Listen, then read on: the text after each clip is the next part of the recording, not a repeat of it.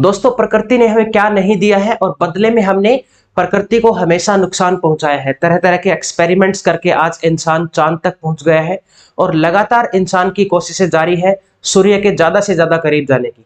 और इसका परिणाम आज हमारे सामने है। हम लगातार प्रकृति को नुकसान पहुंचाते जा रहे हैं और प्रकृति से, हमारी इस नेचर से हम काफी दूर चले गए हैं। और ऐसा शुरू हुआ था इंडस्ट्रियल रेवोल्यूशन के टाइम पे, जब बहुत सारी फैक्ट्रीज लगाई गई थी, बहुत सारी इंडस्ट्रीज लगाई गई थी।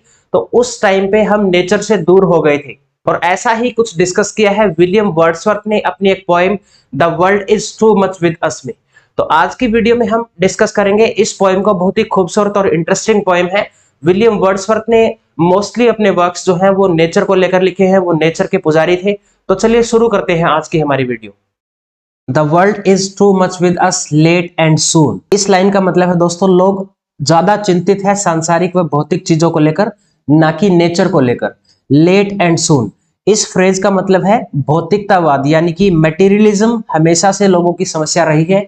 लेट पहले भी ये समस्या थी, एंड सून और आगे भी ये समस्या रहेगी यदि हमने नेचर की तरफ ध्यान ना दिया तो। गेटिंग एंड स्पेंडिंग वी ले वेस्ट आवर पावर्स। हम हमेशा कोशिश करते हैं ज्यादा से ज्यादा कमाने की। गेटिंग, ज्यादा से ज्यादा कमाने की, एंड स्पेंडिंग, और ज्यादा से ज्यादा खर्च करने की। वी ले वेस्ट आवर पावर्स, परंतु ये सब कुछ वेस्ट है अगर हमने नेचर के साथ अपना संपर्क खो दिया तो। यहां बोलने का मतलब है दोस्तों, इंडस्ट्रियल रेवोल्यूशन के बाद बहुत सारी फैक्ट्रियां, बहुत सारी इंडस्ट्रीज सेटअप की गई, जिसकी वजह से लोग ज्यादा से ज्यादा कमाने के चक्कर में वो नेचर को भूलते जा रहे हैं। Little we see in nature that is ours. जो हमारी ये प्रकृति है उसकी तरफ हमारा ध्यान बहुत कम है। But we have given our hearts away a sordid boon. परंतु जो मैन मेड चीजें हैं, या जो मैन मेड ऑब्जेक्ट्स हैं, या जो भी चीजें पैसे से खरीदी जा सकती है, हम उनके पीछे भाग रहे हैं। यानी कि हमारा जो हार्ट है, हमारा जो केंद्र बिंदु है, हम उससे दूर हो गए हैं। और यहाँ पे सॉर्डेड बोन का मतलब है कि जो एक लिंक है नेचर और मटेरियल चीजों के बीच में, वो अब बिल्कुल खत्म हो गया है। सॉर्डेड बोन का मतलब वो लिंक है जो अब बिल्कुल खत्म होता जा रहा है।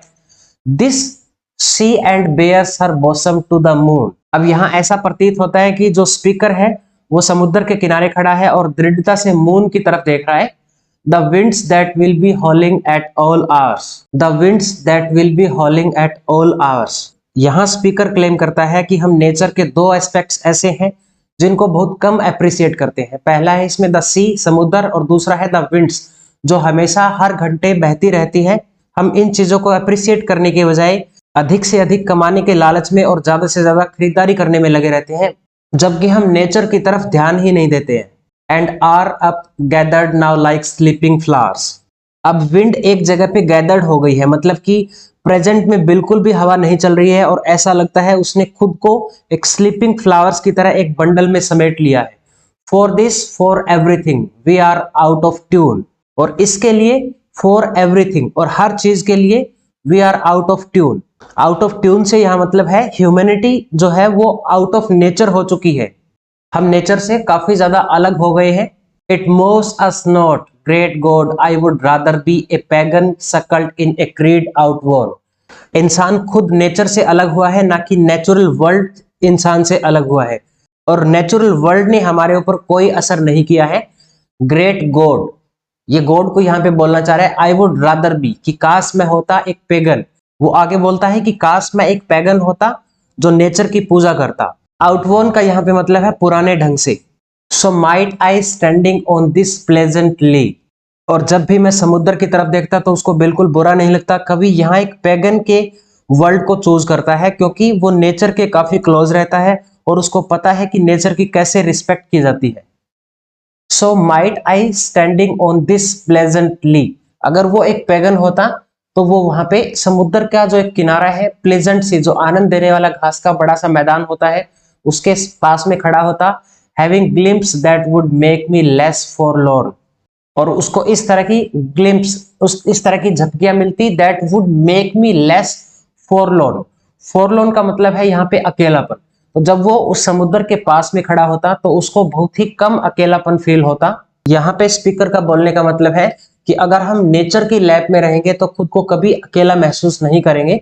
इसलिए कवि यहाँ नेचर के साथ जुड़ के रहने के लिए सजेशन देता है। Have sight of Proteus rising from the sea. और आगे स्पीकर ऐड करता है, अगर वो एक पिगन होता तो उसको प्रोटियस की जो इमेज है वो दिखाई देती, राइजिंग फ्रॉम द सी, समुद्र से निकलते हुए। यहाँ प्रोटियस दोस्तों एक सी गॉड है और पोइट यहाँ पे बोल रहा है कि अगर वो समुद्र के किनारे पे खड़ा होता, अगर वो समुद्र के किनारे पे खड़ा होता, नेचर की लैब में रहता, तो उसको सी गॉड दिखाई देता। और here old Triton blow his wreathed horn, और फिर उसको ओल्ड ट्राइटन की भी आवाज सुनने को मिलती। यहाँ पे ट्राइटन दोस्तों एक माइथोलॉजिकल फिगर है, ये एक माइथोलॉजिकल गॉड है और उसकी भी झलक पोएट को देखने को मिलती। तो ओवरऑल दोस्तों यहाँ पे विलियम वर्ड्सवर्थ ने इस पोएम में हमें ये मैसेज दिया है कि हमें कभी भी हमारी जो नेचर है उससे अलग नहीं होना है। जैसे लोग इंडस्ट्रियल रेवोल्यूशन की वजह से या फिर जो भी अर्निंग करने की दौड़ धूप में वो लगे हुए हैं उसकी वजह से वो नेचर से दूर हो गए हैं, जिसकी वजह से हम एक हमारा जो वास्तविक जीवन है वो नहीं जी पा रहे हैं, बल्कि एक मटेरियलिस्टिक वर्ल्ड में हम जी रहे हैं। तो आज की वीडियो में बस इतना ही।